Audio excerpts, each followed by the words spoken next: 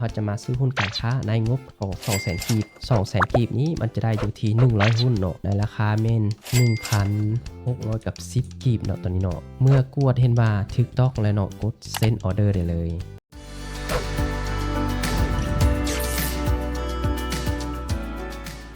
สบายดีมุกเพื่อนนักลงทุนทุกท่านวันนี้ทางช่อง The Secret Forex เนาะจะมา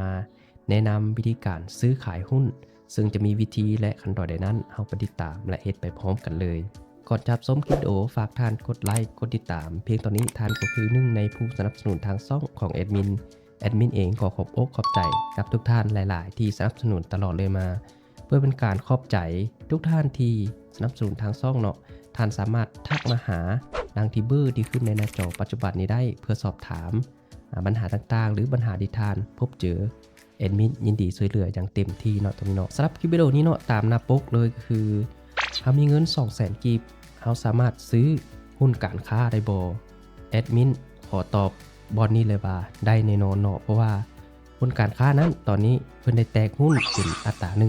1:5ในเมื่อก่อนราคาเป็นประมาณ6,000 กีบแต่เดี๋ยวนี้นั้นราคาหุ้นในปัจจุบันอยู่ที่ 1,600 ปลายกว่ากีบเนาะฉะนั้นเราสามารถซื้อได้แน่นอนในงบเงิน 200,000 กีบเนาะตัวนี้เนาะก่อนที่ท่านจะซื้อหุ้นได้เนาะท่านต้องมีบัญชีหลักทรัพย์หรือบัญชีหุ้นตัวนี้ซึ่งท่านสามารถเข้าไปเปิดบัญชีดู2บอนก็คือ1เป็นสาขาหรือหน่วยบริการของธนาคารการค้าเนาะ2สามารถไปเปิดอยู่ในตึกตลาดหลักทรัพย์ถ้าเป็นอยู่ในคอนโดเวียงจันทน์เนาะสามารถไปเปิดอยู่ในตึกตลาดหลักทรัพย์อยู่ตรงกันข้ามกับศูนย์การค้าเราไอเทคเนาะตัวนี้เนาะเอกสารที่ต้องค่าเกี่ยมก่อนการไปเปิดบัญชีหุ้นก็คือ1เป็นบัตรประจำตัว2เป็นปึ้มบัญชีเงินฝากเนาะตอนนี้เนาะสำหรับท่านไหนที่อยู่ตั้งแขวงเนาะสามารถไปเปิดอยู่ในสาขาของธนาคารการค้าเนาะเอกสารที่เราจะต้องค่าเกี่ยมไปก็คือ1บัตรประจำตัวหรือเป็นพาสปอร์ต2คือปึ้มบัญชีเงินฝาก3คือผู้ค้ำประกันตัวนี้ผู้ค้ำประกันนี้ต้องมีเป็นพาสปอร์ตหรือบัตรประจำตัวไปพร้อมเนาะตัวนี้เนาะบางสาขาเนาะเพิ่นจะถามหาผู้ค้ำประกันบางสาขาเพิ่นจะบ่ถามเนาะตัวนี้เนาะเมื่อเขาเปิดบัญชีหลักทรัพย์สำเร็จแล้วเนาะสิ่งที่เขาจะได้มี3อย่างเนาะ1เป็น ID 2เป็นพาสเวิร์ด3คือรหัสซื้อขายเนาะตัวนี้เนาะซึ่งแอดมินเนาะจะมาอธิบายรายละเอียดให้ตัวนี้เนาะเมื่อท่านเปิดบัญชีมาแล้วเนาะสิ่งที่ท่านจะไปก็คือเข้ามาที่เว็บไซต์ของตลาดหลักทรัพย์ลาวคือตัวนี้เนาะเมื่อเข้ามาแล้วเนาะตัวนี้ต้องรู้ว่าท่านเปิดกับโบกใดเนาะตัวนี้เนาะให้มาบอกนี่เนาะวิธีการซื้อขายหุ้นตัวนี้เนาะกดเข้าไปเมื่อกดเข้ามาแล้วเนาะให้ท่านเบิ่งว่าท่านเปิดกับโบกใดก็ถ้าท่านใดเนาะไปเปิดดูในธนาคารการค้าจะใช้เป็นโบกของธนาคารการค้าเนาะหรือว่าถ้าท่านใดไปเปิดอยู่ในตึกตลาดหลักทรัพย์จะมีบริษัทหลักทรัพย์ล้านสร้างและบริษัทหลักทรัพย์ลาวจีนเนาะตัวนี้เนาะเมื่อท่านได้เป็นบัญชีหุ้นมาแล้วเนาะท่านสามารถเข้าไปดาวน์โหลดเอาโปรแกรมซื้อขายกับที่คือ HTS คือเป็น Home Trading System เนาะตัวนี้เนาะให้กดเข้าไปตัวนี้เนาะในนี้เนาะแอดมินจะมาสาธิตการดาวน์โหลดโปรแกรม HTS เนาะตัวนี้เนาะกดเข้าไปตัวนี้เนาะเป็นโบกของการค้าเนาะตัวนี้เนาะเมื่อท่านเข้ามาในเว็บไซต์ของโบกการค้าแล้วเนาะให้กดไปที่ดาวน์โหลดตัวนี้เนาะเพื่อดาวน์โหลดโปรแกรม HTS ตัวนี้เนาะคือตัวนี้เนาะท่านสามารถเข้ามาศึกษาเป็นคู่มือต่างๆอยู่ในวิธีการซื้อขายหุ้นและเบิ่งหน้าตาต่างๆเนาะเพิ่นจะมีให้ตัวนี้เลยตัวนี้ลงมาลุ่มสุดเนาะจะมีโปรแกรมเป็น HTS เนาะตัวนี้คือเป็น Home Trading System มีเป็นเวอร์ชันภาษาอังกฤษและเวอร์ชันภาษาลาวเนาะตัวนี้เนาะจะใช้ในระบบของ Windows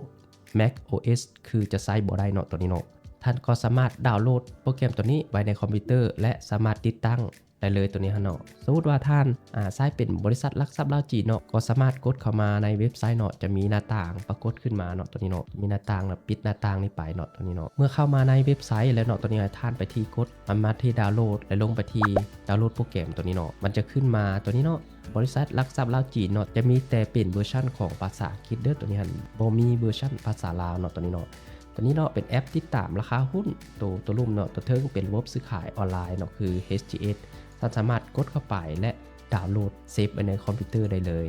เมื่อดาวน์โหลดติดตั้งเข้ามาแล้วเนาะหน้าต่างของ